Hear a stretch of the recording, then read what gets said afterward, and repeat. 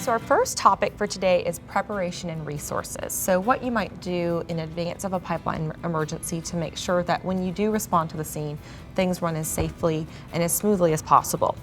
So first question, how would first responders discover who operates pipelines in their area and the routes? Dan, why don't we start with you on that one?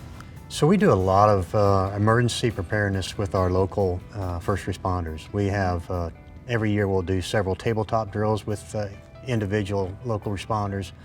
We'll also do live drills where we have first responders, we'll have volunteer fire departments, we'll have the state patrol, the sheriff's departments, the local PD.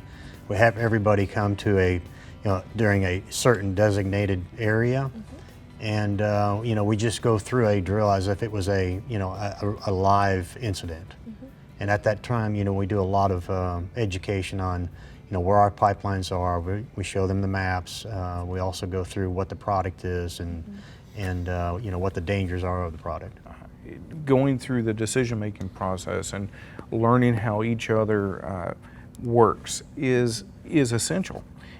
It's we always say in the incident management community, it's better to meet everybody during an exercise than on the battlefield, and it's very true, so that you understand what the different folks bring to the table and how they work, and so that everybody is kind of singing off the same sheet of music.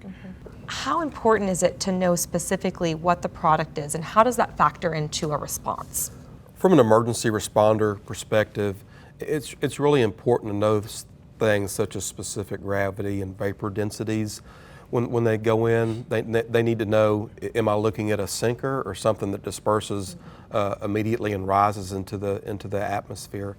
The products are typically going to be a vapor release or a flammable liquid release, and then you have to muster your resources. The importance of knowing the product in the pipeline also comes from a public safety standpoint, whereas you want to know exactly which direction the wind is based on what that product is. Also, if it's a gas or an oil that has a hydrogen sulfide (H2S) content, you definitely want to make sure that your public service officers are evacuating downwind, because the H2S in the gas or in the crude will also carry with the wind, and your level of your level of emergency area then expands greatly based on the speed of the wind and the direction of the wind. So one of the things that we talk a lot about as a resource is the National Pipeline Mapping System. Are you gentlemen familiar? Have you utilized the National Pipeline Mapping System? Can you talk a little bit about how you've used it? We use the pipeline mapping system to show responders in one of the 254 counties throughout the state of Texas what pipeline corridors run through their communities. How large are they?